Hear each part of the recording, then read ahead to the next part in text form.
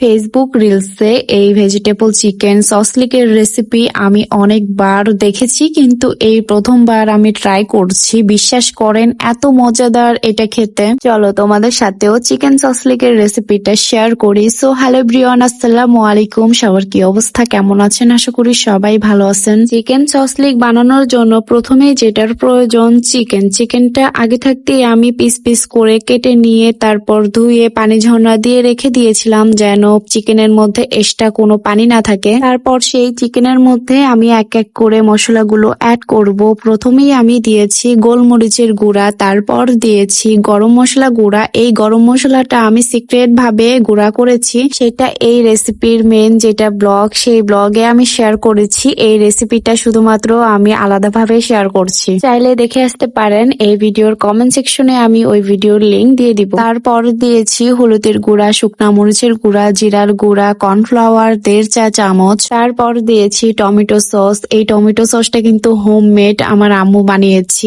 অবশ্য আমি আপনাদের সাথে ভিডিওর মাধ্যমে শেয়ার করেছি, চাইলে দেখে আসতে পারেন। তারপরে দিয়েছি 1 চা চামচ আদা রসুন বাটা, 1 চা চামচ সয়া সস, 1 চা চামচ ভিনেগার। চিকেনের সাথে মশলাগুলো মিক্স করার পরে মনে পড়ছে এখানে তো আমি লেবুর রস দেইনি। পরে 1 চা চামচের মতন লেবুর রস দিয়েছি। আর দিয়েছি কাশ্মীরি চিলিটা এখানে দিয়েছি শুধুমাত্র সুন্দর একটা কালার আসার জন্য। তারপরে দিয়েছি ম্যাগি মশলাটা আমি একটুখানি দিয়েছি, মানে আমি আমার মতন করে দিয়েছি। চিকেনের মধ্যে আমি যা যা মশলাগুলো অ্যাড করেছি সবই আমি আমার পরিমাণ মতন দিয়েছি। তারপর এই তো চিকেনের সাথে মশলাগুলো অ্যাড করে ভালো মতন মাখিয়ে আমি আগে থাকতে রেখে দিয়েছিলাম ম্যারিনেটের জন্য। চিকেনটা কিন্তু আমার ভালো মতন ম্যারিনেট করা হয়ে গিয়েছে। প্রায় 3 ঘন্টা পর আমি ম্যারিনেট করা সেই চিকেনের মধ্যে ভেজিটেবল গুলা দিয়েছি, আর দিয়েছি টক দই যে দিয়েছি সেটার ভিডিও স্কিপ হয়ে গিয়েছে। টক দইটা আগেই দেওয়ার কথা ছিল, আমি একদম ভুলে গিয়েছি। চিকেনটা যখন আমি ম্যারিনেট করে রেখে দিয়েছিলাম তখনই টক দইটা দেওয়ার কথা ছিল।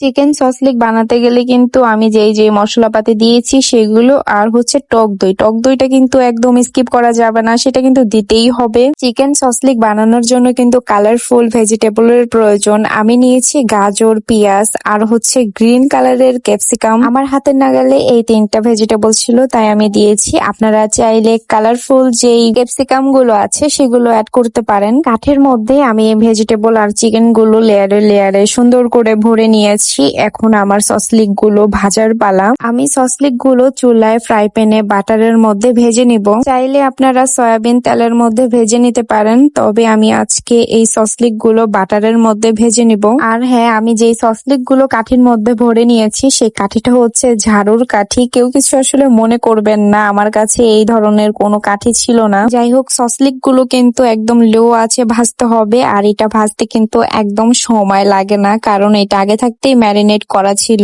এক পাশ হয়ে গেলে জাস্ট উপর পাশটা আমি যেই ম্যারিনেট করে রেখে দিয়েছিলাম সেই মশলাটা উপরে দিয়ে তারপর আবার উল্টিয়ে দিব। সসলিক গুলো আমি সেম ভাবে সবগুলো ভেজে নিব। যাই হোক, আজকে আমার এই রেসিপিটা কেমন লেগেছে আপনাদের কাছে তা কিন্তু কমেন্ট সেকশনে জানাতে একদমই ভুলবেন না। আর এখনো যারা আমার পেজটাকে ফলো দেন নাই, লাইক কমেন্ট করেন নাই, তারা ফলো দিয়ে লাইক কমেন্ট করে আমার সাথে থাকবেন। সো আজকের মতন ভিডিওটা আমি এখানেই শেষ করছি। সবাই ভালো থাকবেন, সুস্থ থাকবেন। আল্লাহ হাফেজ।